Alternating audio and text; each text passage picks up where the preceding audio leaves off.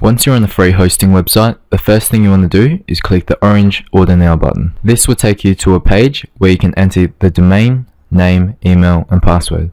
Be sure to pick a domain which is available, and it must be a .tk extension for it to be completely free. So for this tutorial, I'll be using DIY free website.tk. Please be aware, if you pick a .tk domain which is taken, you'll have to complete the sign up process again.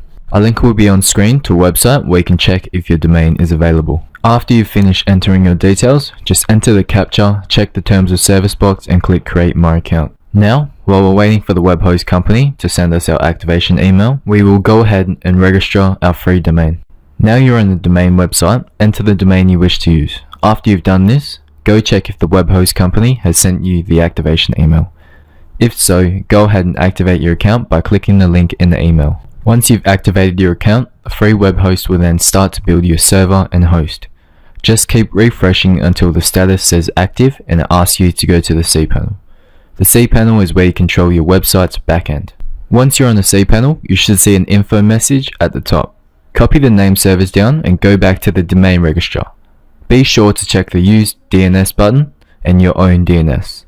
I will show you what happens when you use the wrong option at first.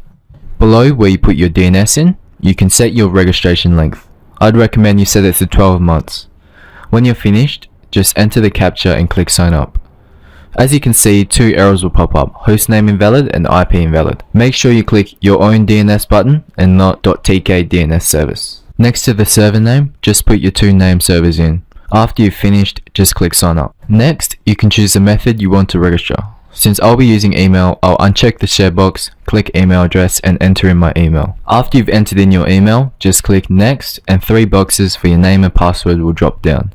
After you've entered those in, just click the green create account button. Now, the domain registrar will thank you for signing up and get you to activate the domain. You can activate your account by looking for the email they just sent you. In the email, just copy the confirmation code, go back to the domain website and enter it in. Click confirm and they'll thank you again for registering a domain. After you've done this, go back to the web host cPanel. After you're back on the web host cPanel, scroll down and look for the icon which says your FTP details.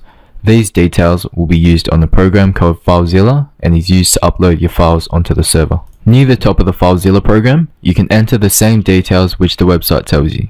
The only thing different is that instead of the hostname, you need to enter the IP address from the right sidebar, as it takes a couple of minutes for your domain to be active. After you've finished copy and pasting all the details, click the Quick Connect button. FileZilla will then connect to your website's servers. After it's logged in, the next step is to install WordPress. First, you want to go to wordpress.org.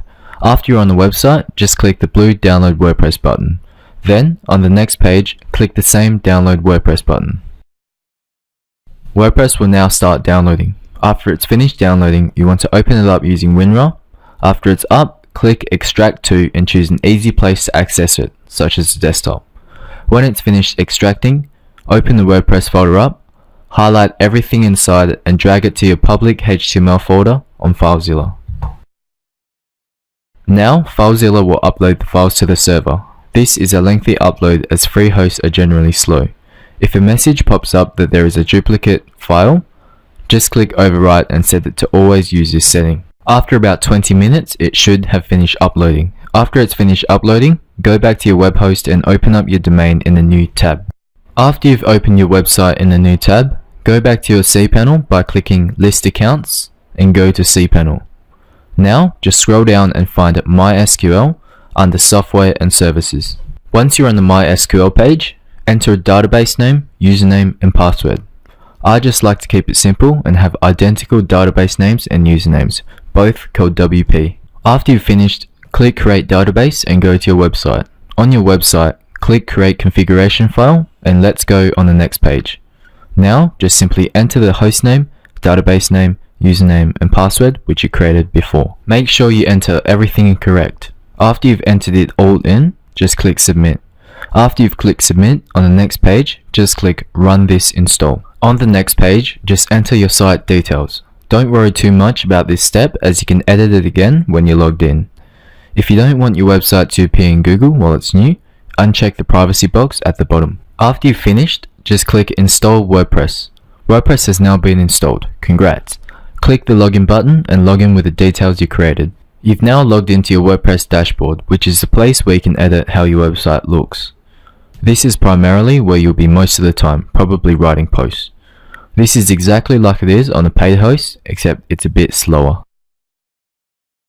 Please make sure you like, favorite, and comment this video, and please read the articles in the description about free hosts, as they generally aren't the most reliable hosting plans. If you plan on making a business or carrying high traffic, then you should go with paid hosting, as free hosts and free domains can take your website or domain whenever they want to, no questions asked. So if you do continue to use free hosting, please remember to back up